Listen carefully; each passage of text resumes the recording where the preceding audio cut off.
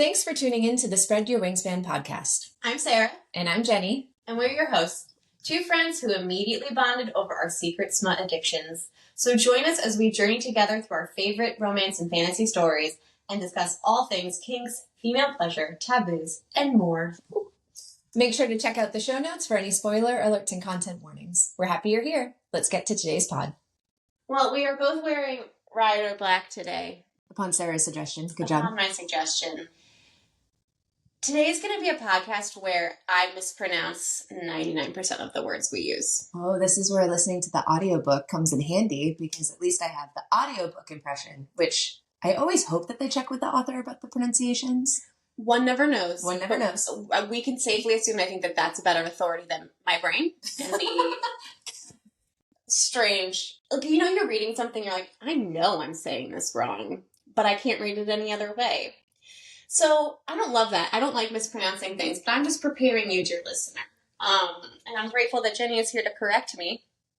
We're here today to talk about the Empyrean series on the Spread Your Wingspan podcast, which is the podcast where all pervy bookworms gather to talk about all things romantasy. All the pervy things. I'm Sarah. I'm Jennie. And we're here to talk about Fourth Wing and Iron Flame. Yes. Lead us, fearless Sarah, into the discussion.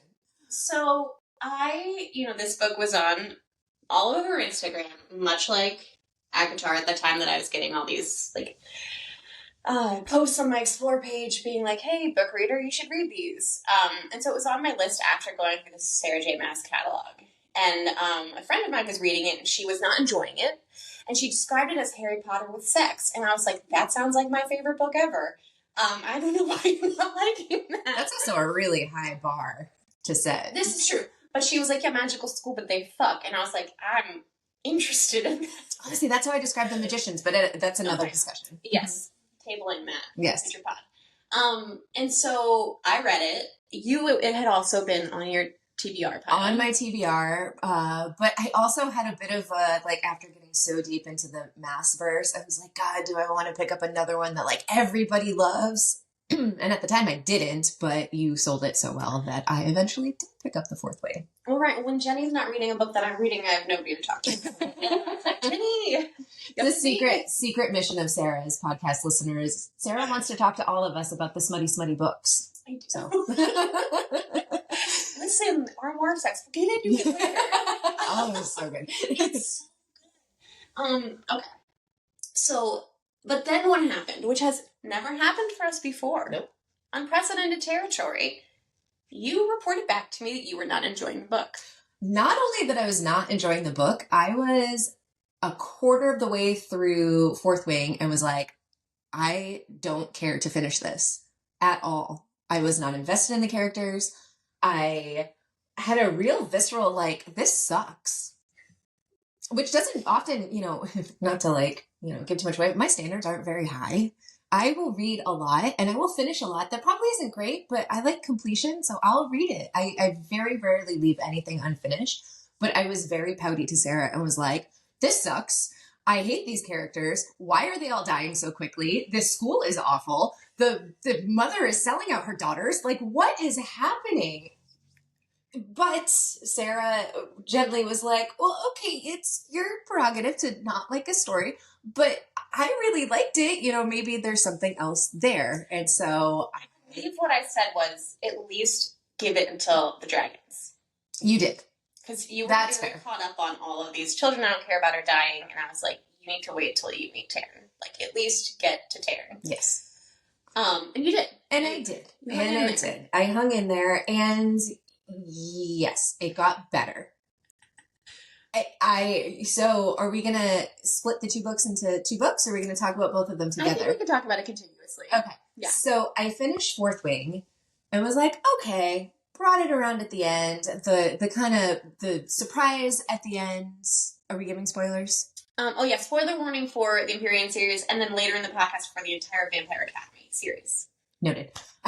When Violet's brother, Brennan, you find out he's actually alive. I was like, okay, all right, cool. All right, this is great. And also, listening to the audiobook, Taryn and Andarna, the Violet's dragons, their voices are so cool. They're so cool. The narrator does an excellent job on this one. I'm sorry, I'm forgetting her name. We'll add it into the show notes. She's phenomenal. So anything that she narrates, highly recommend.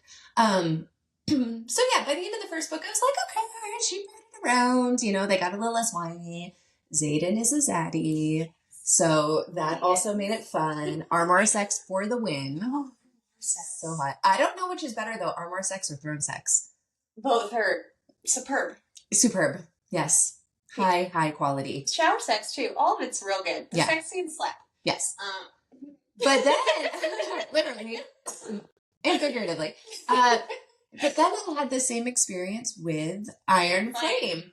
I borrowed both of these audiobooks from Libby from the library, and the second book, I let it expire and like get sent back after 3 weeks because I was like, I don't really care. I was also traveling at the time, so I wasn't investing as much time in reading. So that may have had something to do with it. But when I'm into a book, like I'm going to find time. Yeah. And this one, I was not really making time. So I was also at this time telling you that you were not allowed to have an opinion on the series until you finished Iron Flame. Which I think is a valid point. Thank you. So, okay, so now she finally has it. Yeah, I was like, yeah, whatever. I'm going to get through it and be like, Sarah, sorry, your opinion on this one just does not vibe. But luckily, I love being right. I know.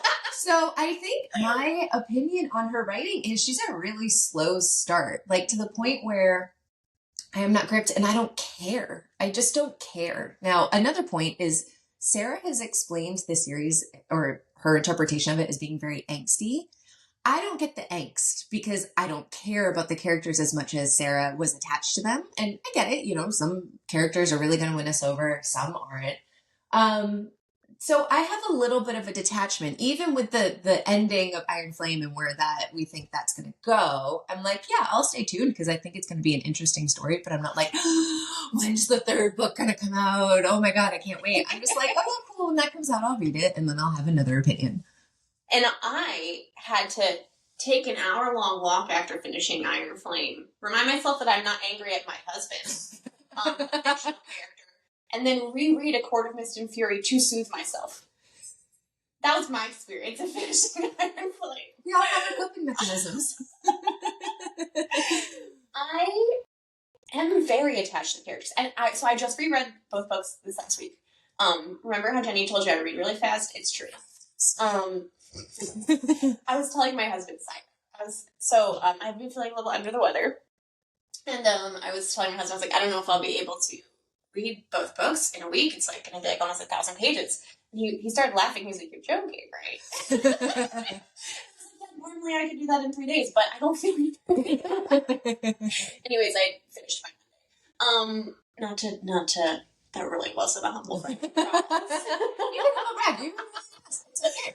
Okay, so anyways, rereading it was a very interesting experience because I was like paying attention more to my own experience. I had a hard time reading Iron Flame the first time because of the angst level, because a lot of what I really enjoyed in Fourth Wing was I felt like these characters in their early 20s, and I felt like it was developmentally appropriate.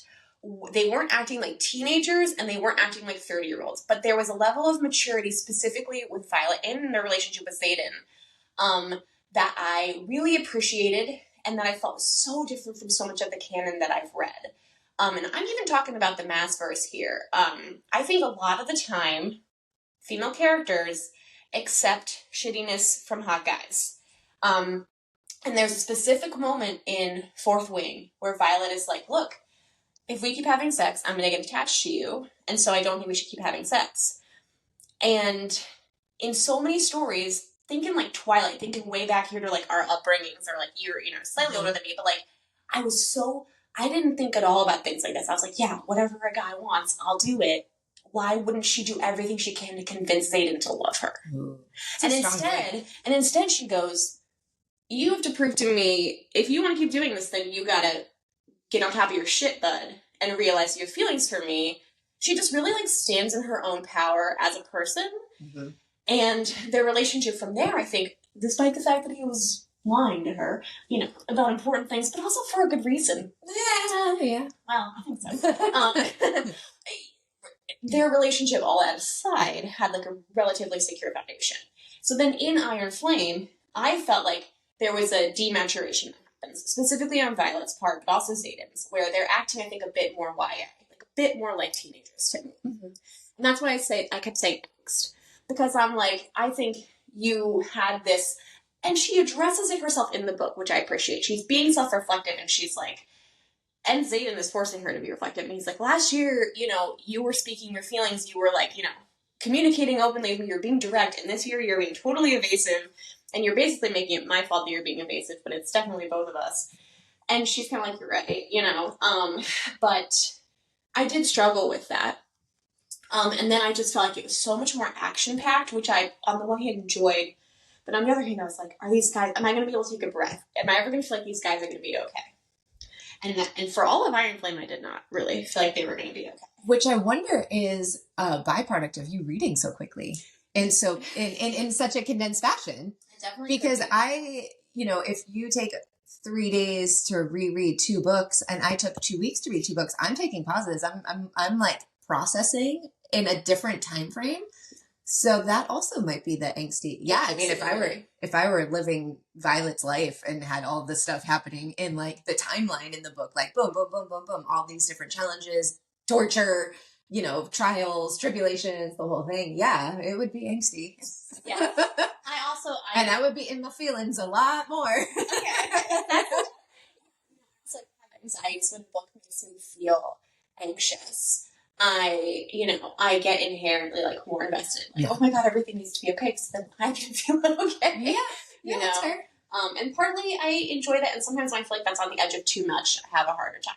Rereading Iron Flame, I enjoyed it significantly more because I had a lot less anxiety because I already knew what was going to happen. And I wanted to take a brief moment to talk about this because as I was reflecting on that, I was like, that's so interesting. There's some books that first read, you're never getting back. Yep. It's like chasing that dragon. It's like chef's kiss. Enjoy it while you can. I hope you're present. You'll enjoy rereading it, but it's never going to be like that first time. Mm-hmm. I'm thinking, ACOTAR, I thought we've mentioned so many times, but like that Harry Potter, first time I read Harry Potter, the first time I read The Golden Compass, like so many of these books are just like mind-blowing. Oh my God, had something so magical about it. Yes. And then there are books for me that I enjoy significantly more upon reread because of this factor, because of I can stay calm. Mm-hmm. I know everything's not necessarily going to be okay, but like I'm prepared for it this time. I can pay attention to details more. I am just like the added layer of remove really helps me enjoy it more. And I wanted to know if you've had similar experiences. 100%. My husband does not understand how I can rewatch series, reread books, consume media for a second time, because to be fair, I spend more time on books and media than his schedule allows. So for him, he's like, I want to see this. I want to read it. I'll read it. I got it. I'm done. Moving on because I want the next, which is fine. But there are some books that I will reread multiple times. There are some series I will rewatch multiple times. And I've learned recently that there's a comfort mechanism, talking about going to A Court of Mist and Fury as like a comfort thing for people with anxiety like Sarah and I. That is an actual thing because you already know the ending. You already know roughly, if your memory serves, like where the major plot points are. You know what the payoff dopamine hit is going to be. And so that comfort in not having something scare you by being twisty or dark or whatever is an actual thing for people with anxiety. And so, yeah, I totally have that. I shared with Sarah that before I read Priest for next week's episode, who's the author? Sierra Simone. I'm so excited. I know. Sarah's very excited to talk to me about this. And I got the whole series on audiobook that's next. But I needed a little palate cleanser in between finishing Iron Flame. Also, I didn't want to jump into next week's plot points before we talked about this week's plot points. So I'm re-listening to The Phantom Tollbooth, which was a book and I believe like a cheesy 80s movie. I have snippets of a memory of watching the movie when I was a kid and I loved it. And now rereading it, it's a little 5-hour audiobook. It's got shades of Alice in Wonderland, like the fantasy, visiting different people, all the different quirky things that happen. So yeah, I'm doing that right now. I'm literally rereading something from my childhood to have just like a little pause before, we talk about something that, we read books that we're never going to talk about, but knowing that we want to talk about and discuss things, and especially about a priest that's apparently super sexy, like, there's a lot. He's a dom, Jennie. I know but I'm also preparing for that to bring up a lot from my like Catholic upbringing and like internalized shame and religion and female sexuality and all that. So, roundabout way of answering, yes, I do have my comfort reads. And often I will go back to childhood things, or I'll watch Pixar movies, which I love animated movies. Pixar movies are my favorite. Yeah. Okay, amazing. It was like one of those things where this isn't particularly profound, this thought I'm having, and I'm sure I've had it before, but I experienced it with a new level of profundity in this reread. Got it. Yes. The other thing I want to briefly mention that I enjoy, mm-hmm. again, I love a magical school setting. And so I want to clarify.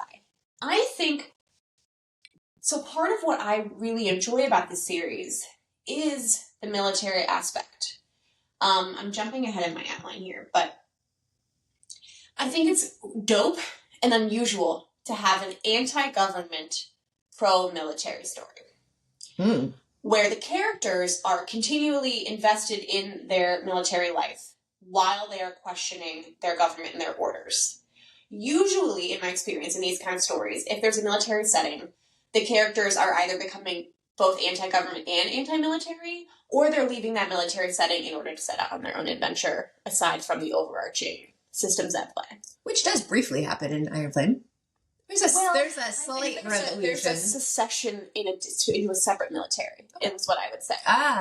No, so not completely, like, I'm now not in the military and doing my renegade Correct. thing. Okay. And it is not like a pro-war story. And you can tell, this author's husband was in the military, I think, for 20 years, she said, and you can tell. There's a sense of, like, respect, but also kind of grim reality, and also, so one thing I know Jennie had said you really disliked was, like there's so many kids dying. Well, I don't want to put my foot in my mouth here. Like, obviously nobody supports kids dying. But there was a lot of dying that felt gratuitous to me. And it felt like it was sprinkling in flavor that I didn't need to move the story forward. I actually felt like, I think in the whole parapet and in just like how dangerous it is when people die, like at school, and they read the death roll every morning. Like, we get it. You're a military college. Some of you are going to die. It's dangerous. I felt like that actually held up the story for me. And that's what was keeping me from being engaged. Because I'm like, well, another teenager just died for no stupid reason in training. I mean, for no good reason in training. It felt, I don't know. I didn't enjoy that as a through line. Like, I get it. Military is dangerous. Training is dangerous. Yeah. No, I hear you on that. And I was bothered by that. And again, I was trying to think about why. And it's very clear that what you're saying is like, it's very obvious that she's, and even again, Violet says this in the book, like, Baziev, is that, am I saying? Bezgaeth. Bezgaeth is how they say it in the book. See, I knew that. Bezgaeth. That's, I'm going to keep saying it. Do it. Okay. Is brutal to prepare them for the realities of war. Yes. And again, it's like, I really think, she's coming from this point of view, again, of her husband being in the military. And she said in interviews that she's like, when you go to war, your friends don't come back. And I want to make that a part of my book. Like, versus in fantasy books, especially in the romantasy milieu of fantasy books, people don't really die. People don't die very often. Or completely. And so, as I said, I mentioned this to Jennie as we were reading it, but she said in an interview that, like, when characters die, they die. And characters we love, like Liam. I don't know if you were attached to Liam. I was attached to Liam. I love little Liam, baby. Yeah. Love Sloane's character. Really, really loved her. Just coming out of parapet, feisty. For a good reason. Again, I'm like, yeah, I probably hate Violet too. Yeah. He dies, but then she hallucinates him, and that's kind of this, like, really nice way of, like, his presence is there, but, like, he's very clear he's dead. Yes. Right? And so You had said to me, you were like, but what about Jack Barlow? What about Jack freaking Barlow? Guess who was never read on the list, on the roll of Venom? All right. Chicky. I didn't notice that. He admits that he turned Venom, or like they realized before the mountain fell on him. He turned Venom after threshing.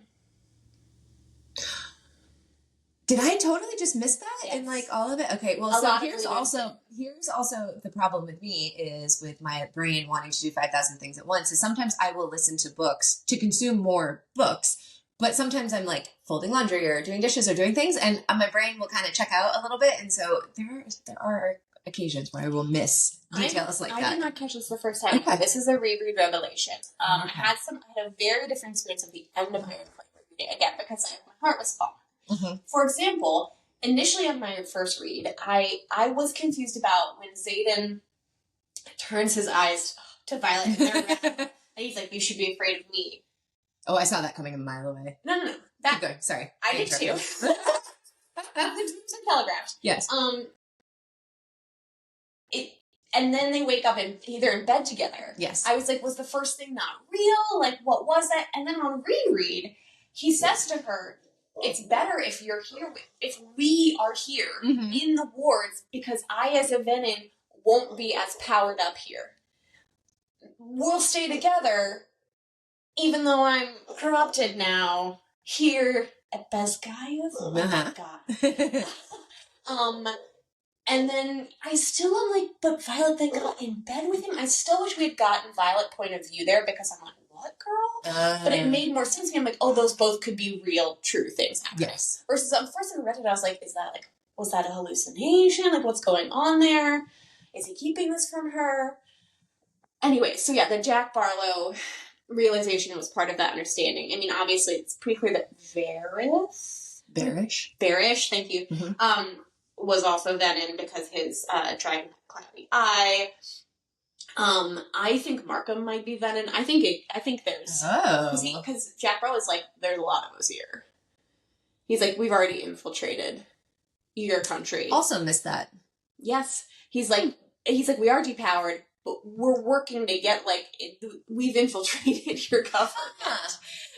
I think I was just so excited to finish that maybe I was just like, come on, get to the end. I want to make sure I have it all. Okay. Well, yeah, I'm really, now that you're pointing out some of the details that I missed, my respect level for Rebecca Yarros, right, is the author, is going up in increments. I think one thing that you and I texted about yesterday is I'm not angsty about Xaden dying. Obviously, they're going to find a cure for this. I get it. You are, and you can be. But what did we say? Like you said third book is going to be brutal. No, we're not getting there yet? No, this is the perfect segue. Okay, great. Perfect segue. I'm about to dominate the mic for a little bit. I hope that's okay. Do it.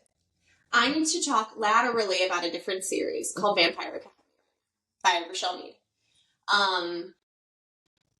My rereading of Romantasy began with me last March, a calendar year ago, still mourning the death of my beloved cat, perusing Netflix and finding a movie that was recommended for me called Vampire Academy. And I was like, this looks perfect. This is my kind of shit. Is the movie terrible? Yes. Do I love it? Yes. Is Zoe Deutsch incredibly charming in it? Yes. And I was watching it and I was like, this has got to be based on a YA series. Look it up. It is. Bought all the books. Okay. I guarantee you, if Rebecca Yarros has not read that series, then there is some Jungian collective unconsciousness shit happening. Because there is a very similar structure. So what happens in Vampire Academy, spoilers for that series, that you should read. Yes. This series, books are way better than the movie. So, there are vampires. There are Moroi and Strigoi, and then there are Dhampir. Dhampir, which is a canon vampire term, are half vampire, half humans. And in this world, they are kind of like superpowered humans. They're basically the bodyguards of the Moroi, who are vampires, but they're kind of like weak. They need the blood of humans, and they're not like really fighters, and they are like sensitive to the sun. They feel like little parasols in the sun, and they have like elemental powers. Okay. Cool. Okay. And then there are Strigoi. Strigoi are like the evil Venom version of these vampires. they are what you traditionally think of as a monster vampire. They are murderers. They can't go out in the sun at all. They have no soul. They don't really retain their humanity at all. They just want to murder and murder and murder. And the Dhampir protect the Moroi from being turned into Strigoi. And they also protect the humans occasionally from Strigoi. Alright. There is one category of Moroi with powers called, and they're spirit wielders. And they are unique. They often go crazy. There's a really interesting mental health aspect of those users, and that's an important thing to know. There's a character called Dimitri, and he is a Dhampir who trains our main character Rose, also a Dhampir. And they have a forbidden student-teacher love. There's this, like, gap. He's a Russian and very hot. Read these books.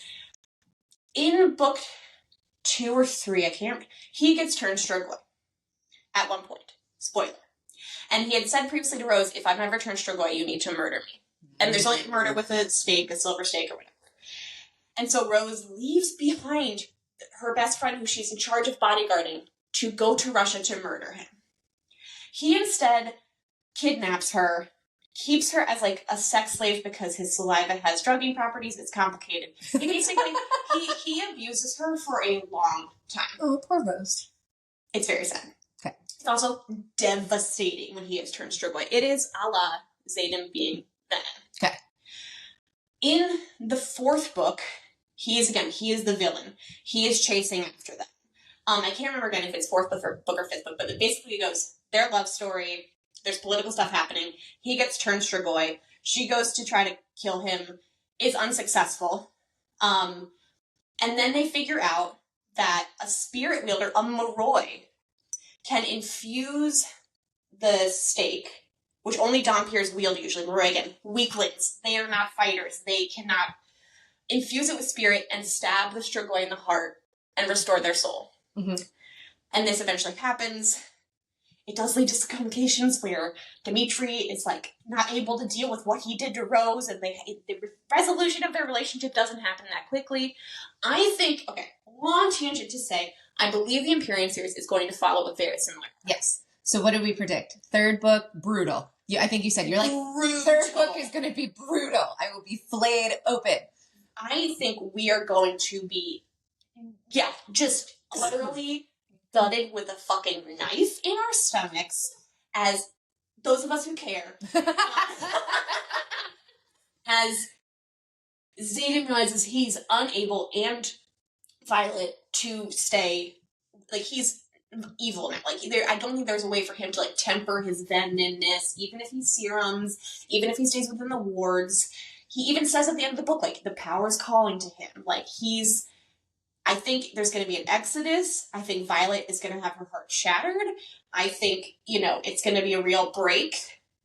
I think there's going to be some Dane stuff happening between those two. Oh, as a no. romantic Oh, side okay. quest.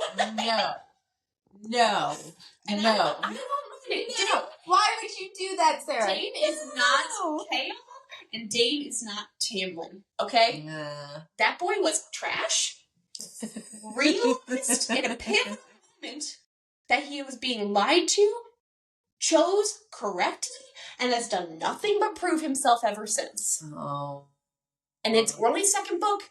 I think he's going to continue proving himself. Are they ending to me? Fuck no. But I would support a side quest. All right. Sarah's really been thinking about this. Okay, so prediction was 3rd book is going to be brutal. 4th book, it maybe will get, like, the hope back that I think maybe realize there's a way to restore the souls. Mm-hmm. And I think it's going to come down to a signet, or, like, something like a lot of spirit users. Yep. Some kind, which I think a lot of people are predicting it's Violet's 2nd signet will have something to do with it. I don't know if I believe that. Or Brennan, or whatever. Now, Lynn, am I saying that right? Taryn's first writer? I can't remember now. Okay, well, correct me. His didn't. Oh, no. Oh, Taryn's first writer. Yeah, I don't remember now. Well, there's something there with Brennan. People think they're lovers, by the way. Really support that. Anyways, so I think there's going to be some kind of Signet related, Andarna related. Yes. Something. Oh, Andarna. So, but anyway, our prediction is it's going to be a 5-book series with, I hope, Xaden being cured by the end of the 5th book. I think it might happen at the end of the 4th, early in the 5th, and then the 5th is going to be, we need to murk these fuckers. Yeah, all the venom have to go. The ones who won't be cured. Yeah. Yeah. Fair. Yeah. I'm sorry, I spoke for so long. That's okay. No, I love your takes. Yes, so can we get to Andarna now? Please. I want you to take the lead. So I loved the resolution of like what kind of dragon Andarna is, why Violet was able to bond with two dragons, the thinly veiled identity that Andarna was sprinkling into Violet the whole time. Which, so all right, I'm coming around to her as an author. She's Also, okay. Xaden's second signet comes up in fourth wing. Yeah. All the time. Yeah, probably if I look back. All the time. Yeah. She's good. She is good. It's true. I just was so into Xaden being a power daddy that I didn't really question it. I want to fuck him against my Mars. God. We'll go there next. Okay. So Andarna. I loved that when she figured out the difference in between the two texts to really like get the wardstone working, and they were like a seventh dragon. There's only 6 families, classes. Dens. Thank you. That can't be right. 7 must be or whatever. So of course, like by the time they said 7, I'm like, Andarna. And then she's like this, not shape-shifting, color-shifting, iridescent little thing. And then, she had to be in her long rest, her deep rest for so long. And then you really should listen to the audiobook. Just the part when right before Violet is like almost sacrificing herself, and then her mom sacrificed. Oh. Okay, so that part actually had me crying. Yes, thank you. Okay. Yeah. And I feel really bad for Sloane now. Like she was being a little shit, but also for her to like the general respect, like for her to really like piss off Sloane enough to be like, all right. She's like, I murdered your mother. I know. And I was like, wow, okay. Oh, and then you did. And then I love the start to all the chapters where it's like an excerpt from, blah, blah, blah, blah. And then the letters that get shared. And then what really got me was Liam's letter to Sloane about Violet. And like, judge her based on her mother's actions, which, Sloane might have gotten those letters a little too late for that, but that's okay. Anyway, digress. Andarna. I just love that she, as, this sweet little voice to me in my ear of Andarna being this dragon who you think is like kind of a baby at first and adolescent bonded, but then the way that she talk about like Violet claiming who she is and her decisions, and Darna stepping up and saying, I told you from the beginning, but if you weren't strong enough to figure it out on your own, then you weren't strong enough to hold the truth, or however she says that. I was like, yes! Yeah. Dragons are fucking rad. I love them. And she's like, yeah, I am the leader of my own den, bitch. Basically. Yeah. Basically. Yeah. But then she was really frightened when Violet almost sacrificed herself, which I thought was so sweet. And Darna might be kind of my favorite character. I love Andarna. Yeah. I love her sass in the second book. Yeah. She's she talk about capturing, like that reminds me of me so much when I was 13. Like, yeah, like adolescent girlhood, but then coupled with like, so I don't want to talk too much about my own book. I'm writing a book right now. And part of what I really want to talk about in the book is like the fierceness of young girls. Mm-hmm. Like that, like there is this certain power that young girls have, this like resolve. And I feel like Andarna captures that so well. And that's beautiful, especially in a non-human character. Like, that's so cool. Especially again, because most of these characters are in their 20s, so we get this little snippet of this, like, kind of like, yes, I'm being a dirtbag because I'm an adolescent and I'm hungry and grouchy, but also I'm right. And also I was a 650-year-old egg that waited for Violet to hatch, guys. Yeah. Oh my God. Yeah. I love so many theories going on there with that, like, Violet's dad and, like, his research on feather tails and how did Andarna know and like what is it about Violet? Does it have to do with the circumstances of her mom getting sick when she was in utero? Some people think Violet's part Venom. I don't know if I believe that. Yeah, I think that's a stretch. I agree. Anyways, there's a lot to theorize about regarding Andarna specifically. Yes. Which I think is very exciting. I also enjoy that again, like the 5-book series of this all. We are just like that we're predicting, right? We're predicting 5 books. She hasn't said that, has she? Yeah, she has. Oh, she has. So I didn't know that. Okay, good. I think 4th wing is essentially a prologue, which is I think why I hated it. Yeah. And I think we're really like we just took to use a dragon terminology, like what is it, a running landing? Like we just started running for the running landing. Yeah, which Violet nailed. Yeah, Violet nailed it. Yeah, she did. By the way, the author does have Ehlers-Danlos. Zebras, which is her dedication to my fellow zebras. Zebras is a term for people with Ehlers-Danlos, which is a connective tissue disorder. Oh, right, yes. And it is very hard to diagnose, and Violet has it. So I had said to you, I was like, I'm pretty sure Violet has Ehlers-Danlos, and you're like, what? Which again, I was like, is that an author? What are we talking about? So apologies, I was not familiar with that as a term. But yeah, I mean, maybe we should touch on that briefly, because one of my kind of notes in my brain was like, are we ever gonna learn like why Violet is so fragile physically? And because to me, in like a magical series, there's usually some sort of explanation for that, like the whole superhero journey, you know, there's a a weakness. Like you are special for the reasons that you are also weak. Yes, thank you. That's actually a really great way of putting it. So I was just curious. I'm like, do we ever find out the background of this? And you made what made me think for a couple of days after that you said, I think it's coming from a disability justice standpoint. And that, do you actually want to say what you share? I don't remember your wording, and you said it so beautifully. I'm not going to say it as beautifully again, because I can't remember what I said exactly. But yeah, I think it is just like, she just happens to have this connective tissue disorder, which does limit her in certain ways, but it's not something she needs to overcome, nor is it something that's at the root of something else. I don't think, again, maybe she is going to take that somewhere, but I think it's just like, there's no reason a person like that wouldn't be able to find modifications or assistance or whatever to also still be a very fierce fighter / dragon rider. Yeah, which never occurred to me. Never even occurred to me that it would be just as simple and beautiful as that let's highlight something that a lot of people who live with disability, I think, talking about reflecting back on our adolescence and being girls and just finding our power, stepping into our power. What is our power? What do we feel are our weaknesses, but may just be inherent characteristics that we haven't quite sorted out how those things exist in relation to the world. Well, going back to Andarna, like a part that makes me tear up in the book is, Andarna's wing is, and she goes, I'm not broken. Mm-hmm.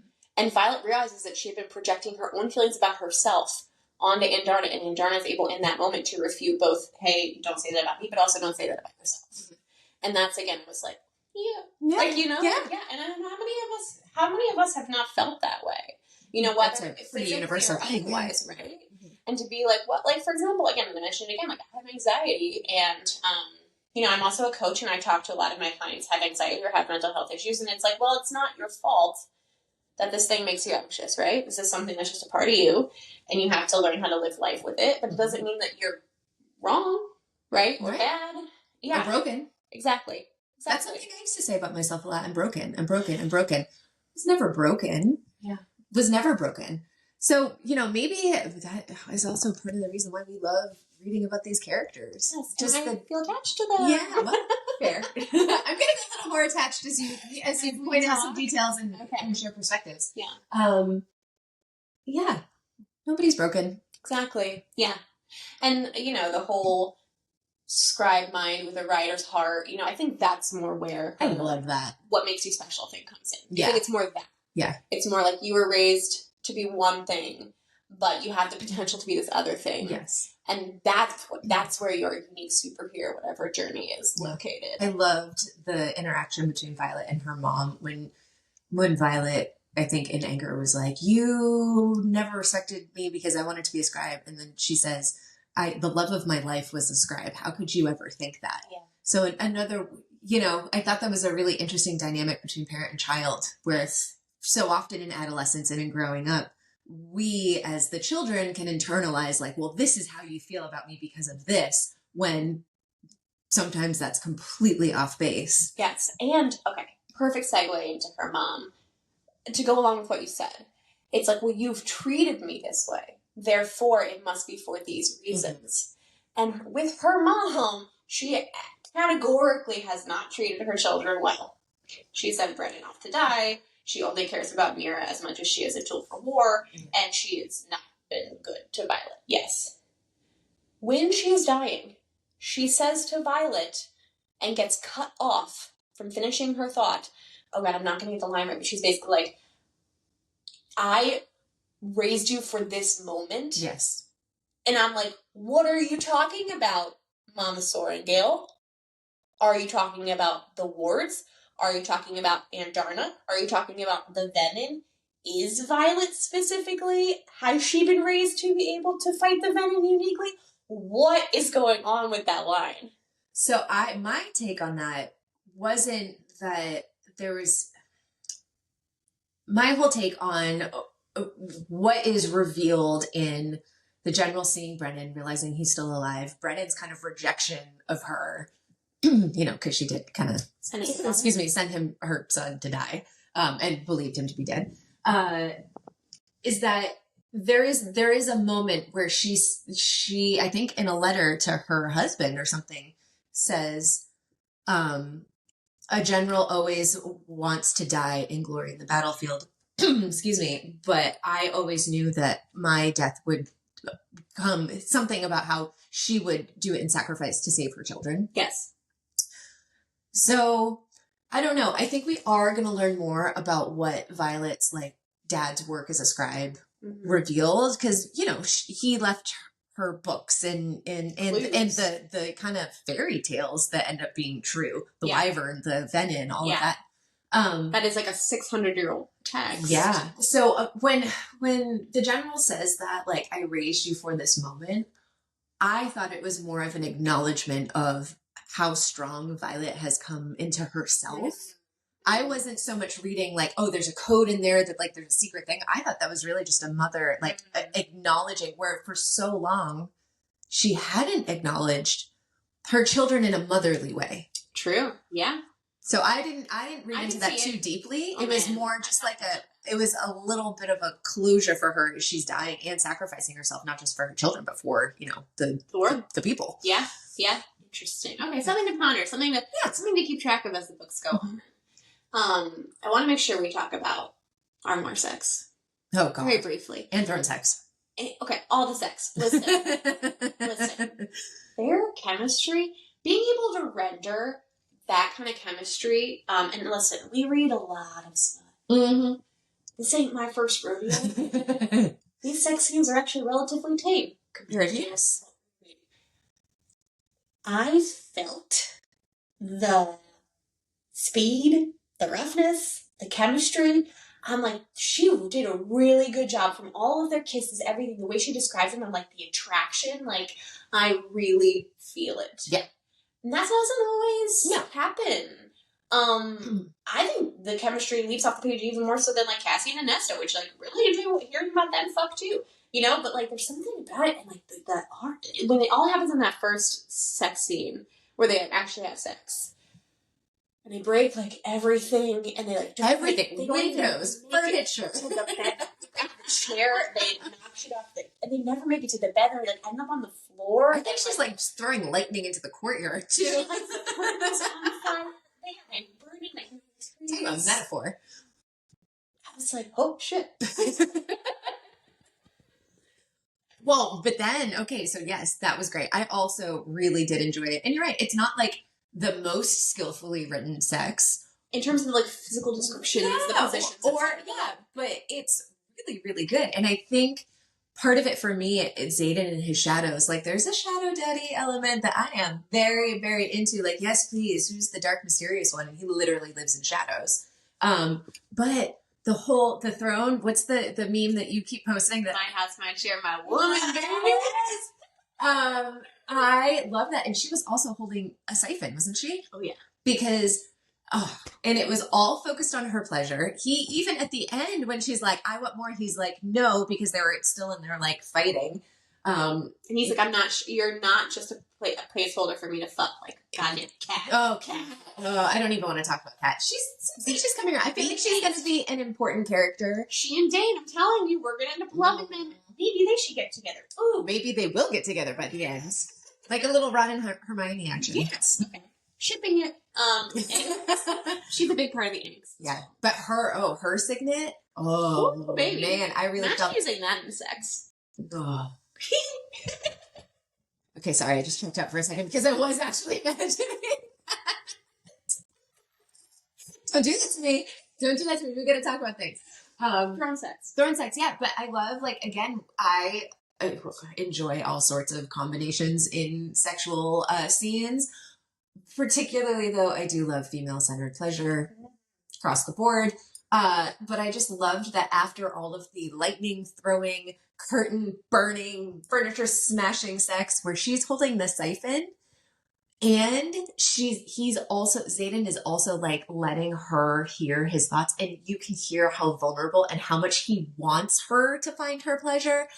That, I was walking my dog while I was listening to that, and I was like, oh God, I'm okay. I'm in public. Nobody can hear me, right? Nobody can hear this, right? But, like, we were. Yeah, I was just going, oh my God. It's good stuff. It's good stuff. We have to start wrapping up, but you mentioned something there that is part of one of the things the internet is picking up on is some people think that was her using her second signet and not him sharing.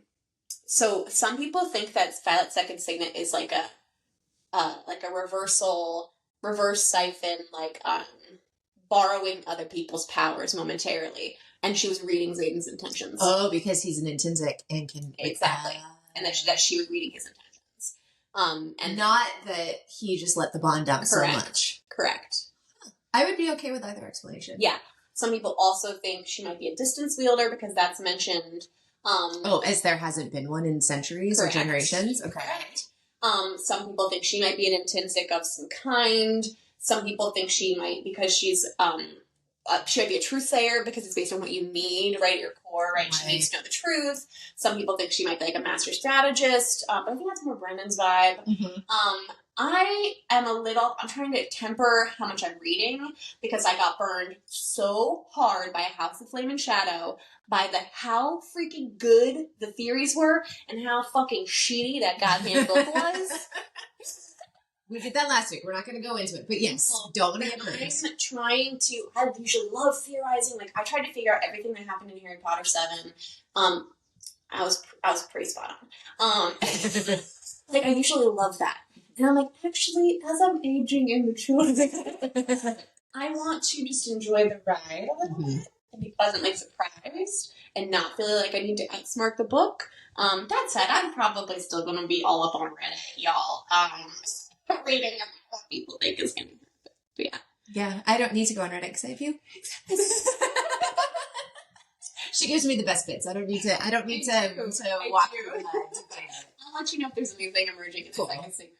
But yeah, I think it's clear that some second segment is going to emerge and it is going to be something pivotal plot-wise. Whether that's in regards to the overarching war or that in Xaden specifically, I'm not sure. Mm-hmm. I do think, obviously, Andarna is a huge key to that. So I'm excited to learn more. Yeah. This is definitely, while Sarah's given up on Crescent City, I almost completely gave up on the Empyrean series. I think, yes, I'm in. I'm in.